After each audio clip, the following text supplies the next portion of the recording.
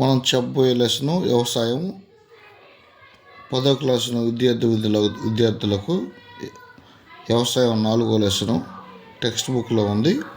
దీన్ని మనం కొంత డిస్కస్ చేద్దాము. మరి భారతదేశం వ్యవసాయ ప్రధాన దేశం. దేశ జనాభాలో 3/2 మంది వ్యవసాయ పనుల్లో నిమగ్నమై ఉన్నారు. వ్యవసాయం ఒక ప్రాథమిక కార్యకలాపం. ఆహార ధాన్యాలతో పాటు ఇది వివిధ పరిశ్రమలకు కావాల్సిన ముడి సరుకులను కూడా ఉత్పత్తి చేస్తుంది. అంటే మనకి ఇంపార్టెంట్ బిట్ ఒకటి ఉంది. భారతదేశం వ్యవసాయ ప్రధాన దేశం. దేశ జనాభాలో 3/2 మంది వ్యవసాయ పనుల్లో నిమగ్నమై ఉన్నారు. అంటే దేశంలో 3/2 మంది వ్యవసాయంలో నిమగ్నమై ఉన్నారు.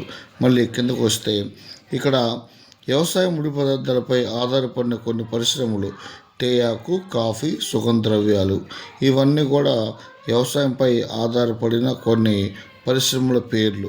ఎగ్జామ్స్లో వ్యవసాయంపై ఆధారపడిన కొన్ని పరిశ్రమల పేర్లు అంటే తేయాకు, కాఫీ, సుగంధ ద్రవ్యాలు. వ్యవసాయం రకాలు. వ్యవసాయం అనేది మన దేశంలో అనాదిగా వస్తున్న ఆర్థిక కార్యకలాపం. అది మీ అందరూ తెలిసిందే.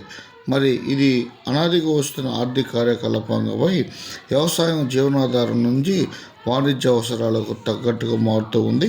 ప్రస్తుతం భారతదేశంలో వివిధ ప్రాంతాల్లో క్రింది వ్యవసాయ విధానాలు ఆచరణలో ఉన్నాయి.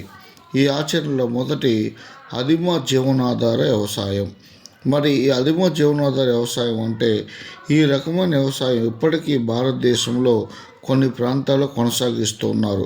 అంటే ఇది పూర్వకాలపు జీవనాధార వ్యవసాయం. అంటే చిన్న కమతాల్లో కత్తి, పార, తవ్వేకర్రలు వంటి పురాతన పరికరాలు. అంటే పురాతన కాలంలో మన కుటుంబాలు మన ఇంట్లో ఉండేటువంటి కత్తి కానీ, పార కానీ, చలకపార కానీ, గడ్డపార కానీ ఇవన్నీ కుటుంబ సభ్యులతో సహా వెళ్ళి మనము ఆదిమ కాలంలో ఒక పొలంలో సమూహంగా కలిసి పనిచేస్తూ ఉంటాం. దీన్ని మనం ఏమంటాం అంటే ఆదిమ జీవనాధార వ్యవసాయం అంటాం. ఆదిమ జీవనాధార వ్యవసాయం అంటాం. మరి దీన్ని నరుకు మరియు కాల్చు పద్ధతుల్లో జరిగే వ్యవసాయం.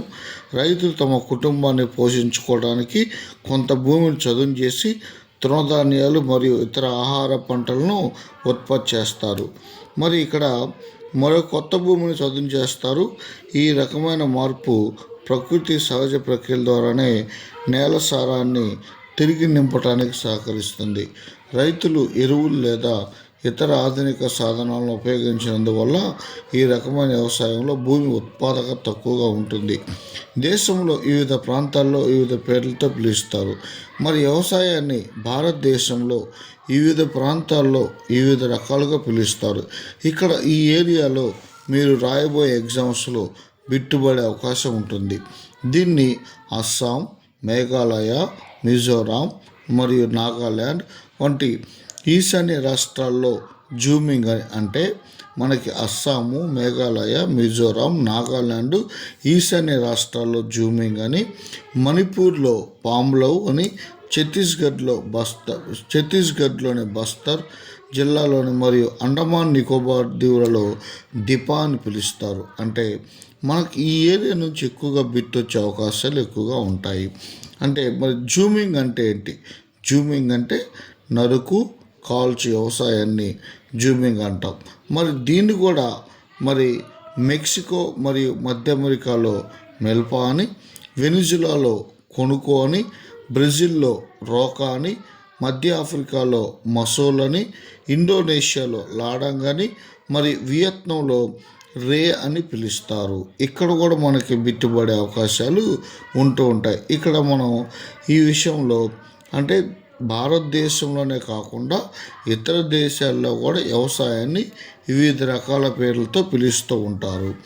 మరి భారతదేశంలో ఎదిమ సాగును మధ్యప్రదేశ్లో బేవార్ అని, మరి లేదా దహియా అని, ఆంధ్రప్రదేశ్లో పోడు లేదా పెండ అని, ఒడిస్సాలో పామా దబి లేదా కోమన్ అని, బ్రింగా అని, పశ్చిమ కరంబుల్లో కుమారి అని పిలుస్తారు.